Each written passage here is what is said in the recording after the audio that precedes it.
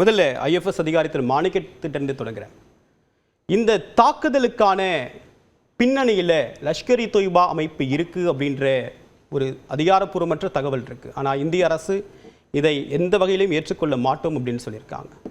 உலக நாடுகள் இந்த தீவிரவாத தாக்குதலை எப்படி பார்க்குறாங்க? ஒரு பக்கம் போர் நடந்துட்டுருக்கு, இந்தியாவில் காஷ்மீரில் அமைதி திரும்புது அப்படின்ற நம்பிக்கை இருக்குது. ஆனால் இந்த தாக்குதல் அமெரிக்க துணை அதிபர் ஜேடி வான்ஸ் வந்திருக்கக்கூடிய நிலையில் இந்த தாக்குதலுக்கான தாக்கம் எந்த அளவுக்கு இருக்குது சர்வதேச நாடுகள் மத்தியில்?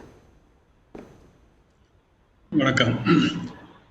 இது முதல் தடவை நடக்குதுன்னு சொல்ல முடியாது. ஏன்னா பில் கிளின்டன் வரும்போது இதே போல் 35 சீக்கு ஆட்களை ஷூட் பண்ணிட்டாங்க. அதுக்கு கொஞ்ச நாள் கழித்து secretary of state security defence secretary வந்திருந்தோம்.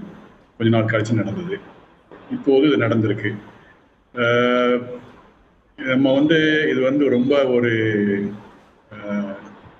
மன்னிக்க முடியாத ஒரு அட்டாக் தான் சொல்ல முடியுது.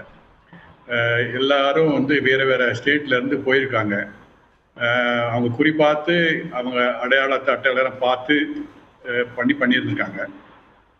ஸோ இதுக்கு உண்டான ரியாக்ஷன் நம்ம கேபினட் இப்போ மீட்டிங் நடந்துக்கிட்டு இருக்குது. அவங்க டீட்டெயிலாக டிஸ்கஸ் பண்ணுவாங்க.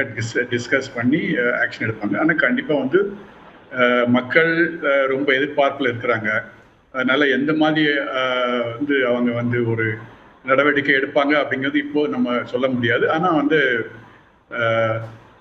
எந்த நடவடிக்கை எடுத்தாலும் நம்ம அதை நல்ல யோசனை பண்ணி அதனுடைய விளைவுகள் என்ன, இப்போ உள்ள பொருளாதார நிலைமை என்ன, மற்ற நாடுகளில் சண்டை நடக்குது, அதையெல்லாம் மனசில் வச்சுட்டு தான் எடுப்பாங்க.